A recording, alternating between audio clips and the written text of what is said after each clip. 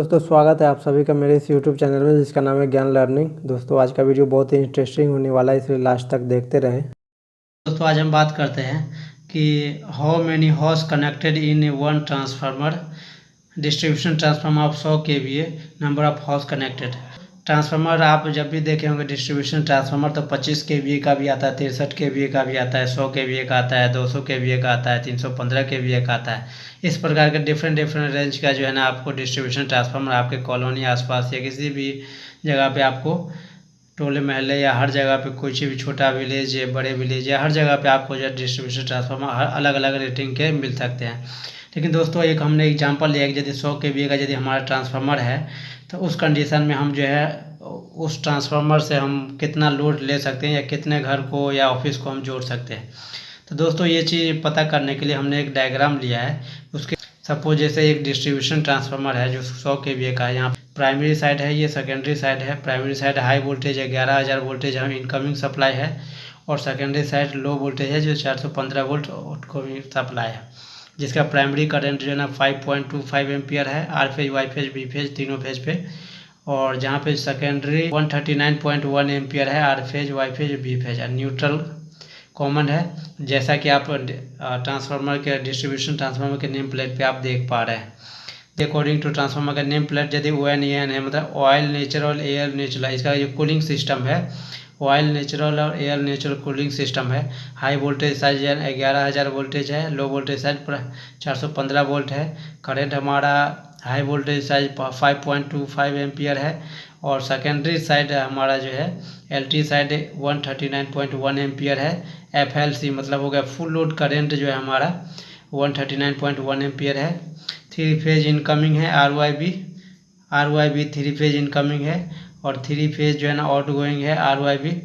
और best performance, चूँकि जैसा कि हमने पिछले वीडियो में भी हमने बात किया था कि हमें अच्छे परफॉर्मेंस के लिए हमें ट्रांसफार्मर से लोड जो है ना हमेशा 70 to 75% ही हमें कनेक्ट करना चाहिए। तो जिस कारण जो है ना 70 to 75% ही लोड कनेक्ट करना चाहिए। तो उस कंडीशन में फुल लोड ऑफ करंट, चूँकि टोटल फुल लोड करंट हमारा 139.1 एम्पियर है, इसका 75% जब हम निकालेंगे तो इसका जो निकल के आ जाता है 104.325 एम्पियर बच जाता है। ये तो हमें ट्रांसफार्मर का 75% लोड के हिसाब से हमें करंट पता चल गया। अब हम बात करते हैं हमारे घर या ऑफिस का जो है ना लोड, जैसे सपोज जैसे 1 किलोवाट है, सिंगल फेज का है, और सिंगल फेज के कंडीशन में वोल्टेज हमारा 220 वोल्ट है, पावर फैक्टर यदि 0.8 है। एक फार्मूला जानते हैं सिंगल फेज के लिए, पावर इक्वल टू हो जाए voltage multiply by current multiply by power factor. इसलिए यदि हम करंट निकालेंगे तो पावर बटे हो जाएगा voltage multiply by cos phi.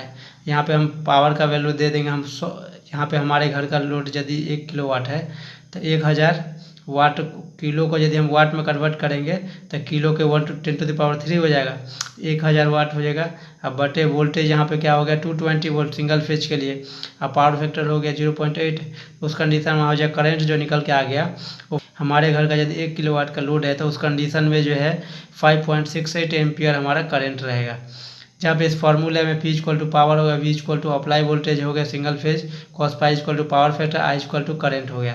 इधर यदि हमारे घर का लोड यदि 2 किलोवाट का यदि लोड रहेगा तो उस कंडीशन में हम करंट निकाल सकते हैं कि पावर अपॉन जो है ना voltage multiply by cos phi.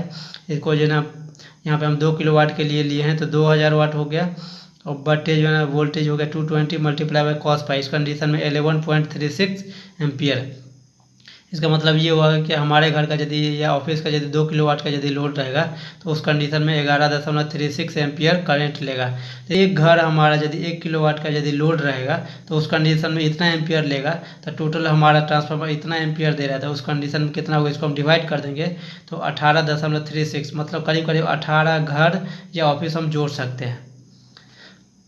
लेकिन यदि हमारे घर या ऑफिस का लोड यदि 2 किलोवाट है तो उस कंडीशन में क्या करेंगे, टोटल करंट को जो है ना 11.36 से यदि हम भाग दे देंगे तो 9.18 है, अप्रॉक्स जो 9 होम या ऑफिस हम कनेक्ट कर सकते हैं। इसी प्रकार दोस्तों जैसे हमने यहाँ पे R phase Y phase B phase, ये प्राइमरी वाइंडिंग है, ये ट्रांसफार्मर है। तो इस प्रकार जो है 104 मतलब 75% लोड के कंडीशन में क्या हो गया कि हर फेज से R phase Y phase B phase हर फेज से कितना 104.325 एम्पियर। ऐसे तो फुल लोड करंट इसका कितना था 139.1 एम्पियर था फुल लोड करंट, लेकिन अच्छे परफॉर्मेंस के लिए हमेशा 70 to 75% ही हम ट्रांसफार्मर के सेकेंडरी साइड में हम लोड कनेक्ट करेंगे। तो इस कंडीशन में हर एक फेज पे जो है ना 104.325 एम्पियर हम करंट लोड दे सकते हैं। तो उस कंडीशन पर घर से यदि देख लेंगे तो 1 किलोवाट का यदि लोड रहेगा तो उस कंडीशन में हर एक घर से हमें जो ना 5.68 एम्पियर करंट लेगा। तो उस कंडीशन में 18 घर जोड़ सकते हैं, हर एक फेज पे 18 घर, इससे 18 घर वाई फेज से 18 घर बी फेज पे। यदि हमारे घर का लोड यदि 2 किलोवाट रहेगा तो उस कंडीशन में जो है हमारा घर 2 किलोवाट मतलब हो गया 11.36 एम्पियर करंट लेगा। और इसको टोटल में यदि 104 में यदि 11.36 से यदि हम भाग दे देंगे तो ये नॉट हो या तो हम जो है ना या तो घर हम जोड़ सकते हैं या ऑफिस हम कनेक्ट कर सकते हैं 2 किलोवाट का यदि लोड रहेगा तो। दोस्तों इस तरीके से जो हम पता कर सकते हैं कि हर एक फेज पे, जैसे आर फेज पे यहाँ पे कितना हो गया 1 किलोवाट का यदि लोड रहेगा तो हम जो है ना 18 घर जोड़ सकते हैं। इसी प्रकार जो है ना वाई फेज पे 18 घर, इसी प्रकार जो है ना बी फेज पे हम 18 घर जोड़ सकते हैं।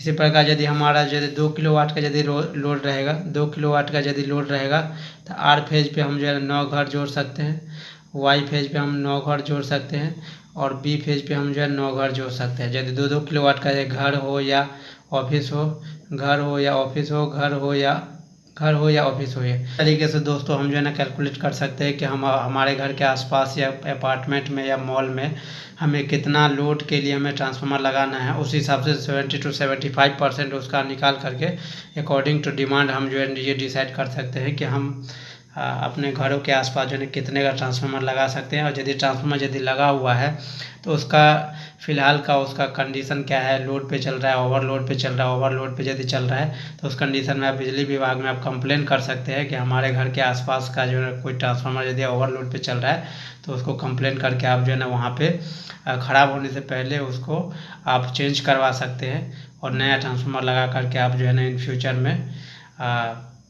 असुविधाओं से बच सकते हैं। दोस्तों उम्मीद करता हूँ आपको ये वीडियो समझ में आया होगा। आपके मन में यदि कोई सवाल हो तो कमेंट करके ज़रूर पूछ सकते हैं। चैनल को सब्सक्राइब करें, वीडियो को लाइक करें। Thanks for watching.